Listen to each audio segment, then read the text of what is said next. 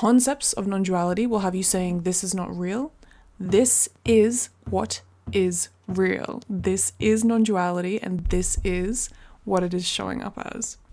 So many people get Advaita Vedanta and non-duality completely wrong. They get it right in a sense, but without the actual practices or there's a very nuanced understanding of there is no self, because hello, a self appears. You are watching this. A sense of you arises. A sense of choice arises. It's funny because non-duality, the concept of non-duality actually creates more separation if it's not seen that what is being done is the doer is already being done. It is one and the same, rather than separating the two concepts like, oh, I'm not a doer, I am the ultimate happening. That's splitting in two. It is one. It is one and the same. There is intention and there is an intender, both happening simultaneously. This is a paradox. This is something that the mind, that like words struggle to grasp at, and it's only the mind that tries to categorize these different things. What is truly happening is this. Realizing non-duality does not mean that there's some imaginary substrate of reality, some mythical spirit running through things. That this is it. As it is showing up here and now, as you watching this video, this is it. Not something else, not a concept. You are, this ultimate thing running through all things, and it shows up as you being divided.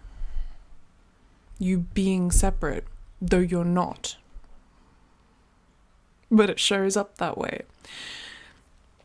People rest in, it's like they switch from one to the other and then call the other non-duality, rather than realizing it is like wherever you plant your flag, it will be dug up again. It is not solid ground. You must be able to balance both, because there is not in reality both. Truly, all of this is unconditional love. And I'm not saying that in the hippy-dippy bullshit sense. I'm not saying that in a way that humans can be unconditional love. Humans can experience and understand it. No human. A mother is probably the closest thing capable of giving unconditional love, or a father, a parent, that parental unconditionality and acceptance of what thou hast given birth to. But that's it. This life is the container for all experience, regardless of what a human thinks about it, regardless of a human perspective. It is the unconditional container, loving, giving birth to, creating absolutely everything. It is unconditional love. A human being can bask in this awareness, can realize this oneness, this substrate of life force, energy flowing through all things. A human is not capable of it, because we are a part of God. We are and we are not.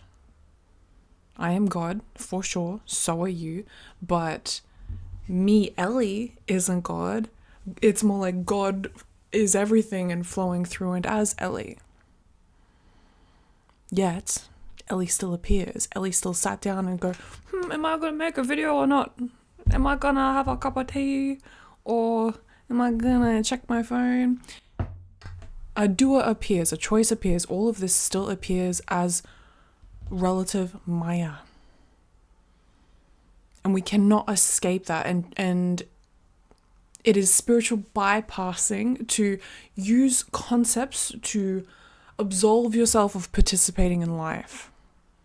Though, if that is the choice you make, if that is the choice that happens, if that is the choice, that is a choice, that is also you making a choice, but is also a choiceless choice. If that's what's happening, that's also what's just happening.